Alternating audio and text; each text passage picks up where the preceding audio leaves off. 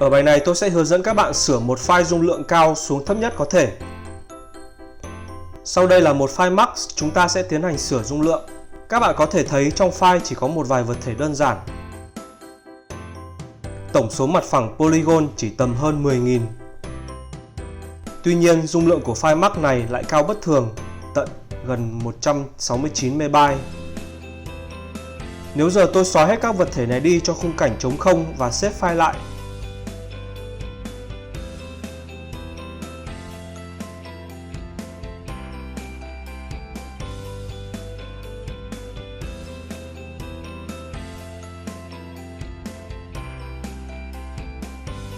dung lượng file vẫn y nguyên không hề giảm, mặc dù khung cảnh không có gì.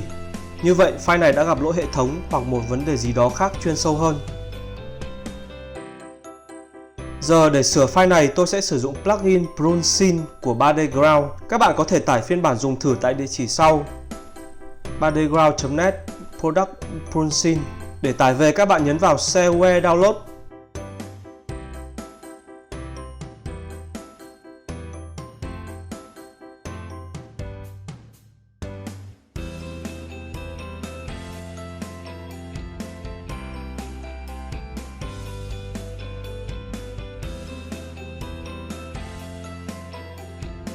Sau đó để cài đặt, các bạn chỉ cần kéo thả file vừa download vào cửa sổ 3ds Max và làm theo hướng dẫn.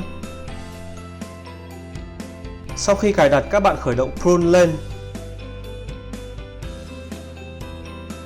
Trong mục main này sẽ là những tính năng dọn dẹp và sửa file của Prune. Các bạn kiểm vào tất cả các tính năng này, sau đó nhấn nút Start và chờ. Quá trình này thông thường sẽ mất vài phút tùy vào quy mô của khung cảnh.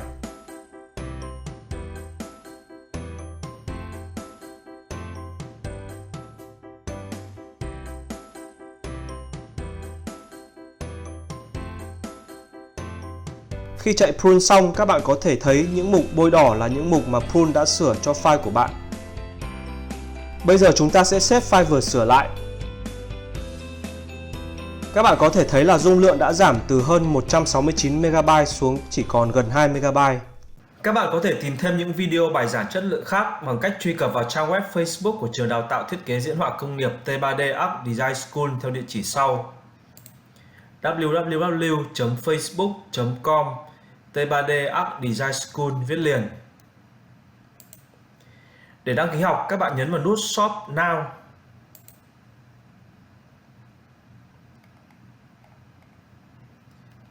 Tiếp theo, các bạn click vào ảnh khóa học mà các bạn muốn học. Ví dụ ở đây tôi click vào khóa chuyên đề ánh sáng chuyên sâu. Các bạn có thể comment để hỏi về thông tin đăng ký học, hoặc nhấn vào nút Message để gửi yêu cầu. Tôi sẽ trả lời cho các bạn ngay khi nhận được tin nhắn. Chúc các bạn học tốt! Nếu các bạn thích video này, hãy nhấn nút subscribe để đăng ký vào kênh YouTube của tôi và theo dõi các video chất lượng hàng ngày khác. Ngoài ra, các bạn có thể chia sẻ video cho bạn bè và người thân để giúp cho các video này đến được với mọi người. Đó sẽ là động lực lớn giúp tôi làm thêm nhiều video chất lượng khác. Xin chân thành cảm ơn.